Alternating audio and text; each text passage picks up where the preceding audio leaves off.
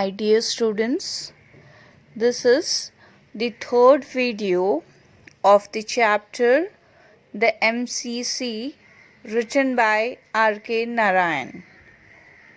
In this video, I am going to continue with the explanation part of the chapter. I have already covered with the introduction of the writer, summary of the chapter, and half explanation part of the chapter the MCC in previous two videos, that is your part 1 and part 2. And in this part 3 we are going to continue with the explanation part of this chapter. So let us see what is there. Oh, peered Rajam. A Rolls never gives trouble, while other cars always give trouble. A Rolls engine never stops. A Rolls Royce never makes a noise, while other cars always make a noise. So, Swami was elaborating about Rolls-Royce car. He was saying that Rolls-Royce never gives trouble. That means that car has no problem of getting start, or it is seized in winter or in cold, while other cars always give trouble. A Rolls engine never stops. That means he told that Rolls-Royce engine never stops. A Rolls-Royce never makes a noise. That means it never makes noise when it gets start, while other cars always make a noise. That means he is clearly distinguishing between Rolls-Royce car and the other cars, that the Rolls-Royce car is very superior and it has no problem whether it is engine or whether it is about to make noise or something, and the other cars always have a problem when it gets starts, it make noises, and it stops also in between. Engines have problems. So in this way he was elaborating about Rolls-Royce car. He was giving detailed information about Rolls-Royce car. Why not deliver a lecture on the Rolls-Royce? Asked Mani. Now, Mani was already angry on Swami. And why was Mani angry on Swami? Because Swami was not able to differentiate between the junior Willard bat and the other ordinary bats. So, he asked Swami to deliver a lecture on Rolls-Royce car, because Swami was having a lot of knowledge about Rolls-Royce car, but he was not having any knowledge about junior Willard bats. Swami, I am glad you know so much about the Rolls-Royce. I am at the same time ashamed to find you knowing so little about junior Willard bats. Now here, Rajam is saying to Swami that he is very glad that Swami knows a detailed information about the Rolls-Royce, but at the same time his knowledge is zero about the junior Willard bats. We had about a dozen Willard juniors when I was in Bishop Waller's. Oh, what bats! There are actual springs inside the bat, so that when you touch the ball, it flies. There is fine silk cord wound round the handle. You don't know anything, and yet you talk. Show me another bat which has silk cord and springs like the Willard. Now here the writer is saying that Rajam was explaining about Junior Willard bats to Swami. He told that he had a dozen of Willard Junior bats when he was in Bishop Waller's team. He was admiring those bats. He told, "What bats?" That means the bats were amazing. He also told that there used to be actual springs inside the bat so that when anyone touched the ball, it flies. Rajam also mentioned that it has a fine silk cord wound round the handle. So in this way, Rajam was elaborating about Junior Willard bats. Rajam told Swami that you don't know anything about the bats, but yet you talk about the cricket.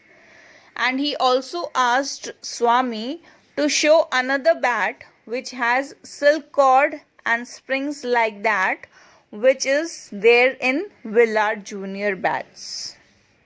So here we can see that the deep discussion about the Rolls Royce and Junior Willard bats were going on.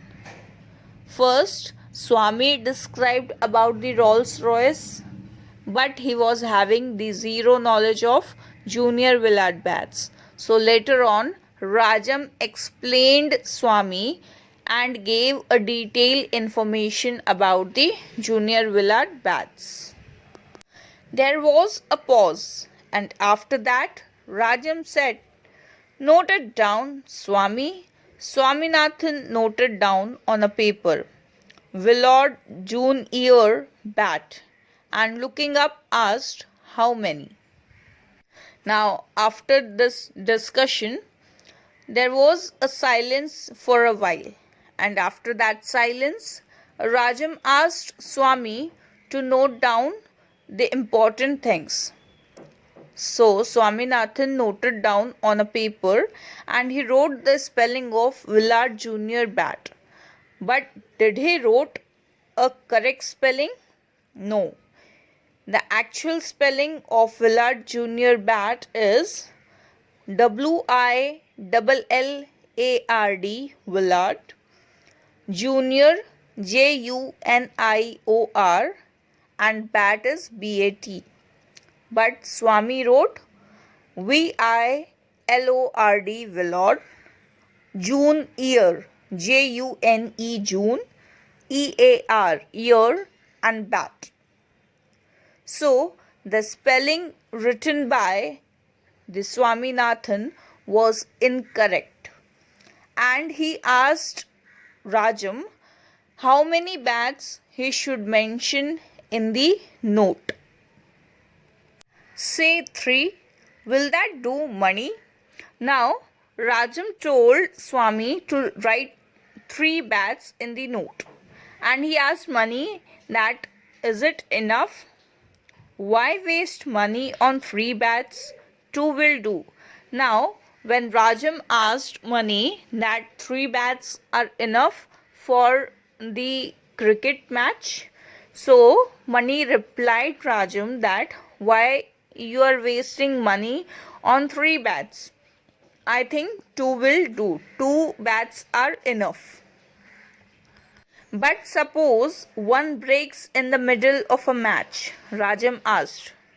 Now Rajam asked Mani that suppose while playing the match, one breaks in the middle of the match. Then what we are going to do? Then we have to stop the match. Do you suppose we are going to supply bats to our opponents? They will have to come provided with bats. We must make it clear. Now, by hearing this, Mani told that are we going to provide the bats to opponents also? That means the opposite team also. He told Rajam that you should make them very clear that they should come along with their own bats. Even then, if our bat breaks, we may have to stop playing. That means Rajam is saying that if we have only two bats and suddenly one bat breaks in between the match, then what will happen? Then we have to stop our cricket match. And if we are going to have one bat in spare, that means if we are going to have three bats, okay, and one bat will break in between, then also we will have one bat in spare, so we can use that bat. Two will do, Rajam, unless you want to waste money.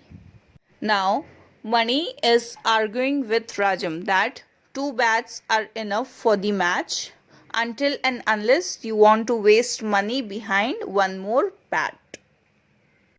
In about an hour, they selected from the catalogue their team's requirements, and then came the most difficult part of the whole affair, a letter to Messrs. Binns ordering goods. Now finally, they selected all the requirements, whatever they needed from the catalogue, and finally came the most difficult part. And what was the most difficult part? To write a letter to Messrs. Binns for ordering the sports item, for ordering the sports goods. Bare courtesy made Rajam offer the authorship of the letter to Mani, who declined it. Now, Rajam offered Mani to write a letter to Messrs. Binns for ordering sports goods, but Mani declined. He told that he is not going to write any letter.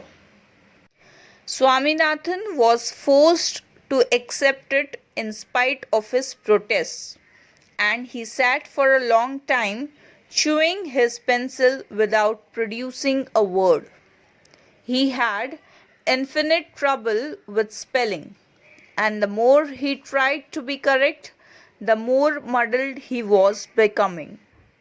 That means finally the task of writing the letter to Messrs. Binns for ordering the sports goods was handed over to Swaminathan. And for a long hour he was just chewing his pencil, and he was not uttering even a single word from his mouth. He had a lot of problem with spellings. The more he tried to be correct, the more he muddled. That means he was confused with the spellings. In the end, he sat so long thinking of spelling that even such words as the and became doubtful. Rajam took up the task himself. Half an hour later, he placed on the table a letter. Now, when Swaminathan was handed the task of writing a letter to Messrs. Binns, he was just thinking and thinking for a long time. And he was having a lot of doubt regarding spellings.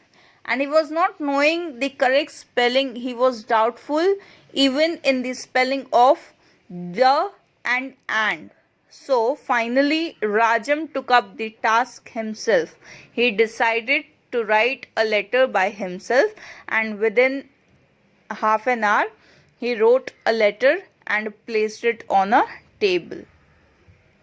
He wrote the letter as from MCC, in the bracket he has written, and Victory Union 11, Malgudi to Messrs. Binns, Sportsman, Mount Road, Madras. Dear Sir, please send to our team 2 junior Willard bats, 6 balls, wickets and other things quick. It is very urgent. We shall send you money afterwards. Don't fear. Please be urgent. Yours obediently, Captain Rajam. Captain. This letter received Swaminathan's benedictions. Now, what is the meaning of benediction? A blessing. But Mani expressed certain doubts. Now, finally, when Rajam wrote a letter to Messrs. Binns, Swaminathan was feeling relaxed. He was very happy that finally the letter is over. But Mani had certain doubts. He wanted to know whether dear could stand at the beginning of a letter to a perfect stranger. How can you call Binns dear, sir? You must say sir. Now here, Mani is saying Rajam that why you're calling Messrs. Binns dear, sir? He is a stranger to you. Then you must say him sir. Rajam's explanation was, I won't say sir. It is said only by clerks. I'm not Binns' clerk. I don't care to address him as sir.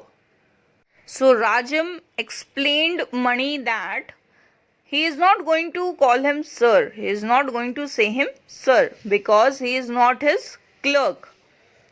And he is going to address him dear sir, not only by sir.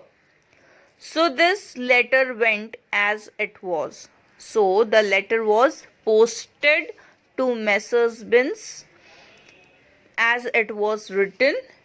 The format was the same and there was no change in the letter. I hope you'll have understood this chapter.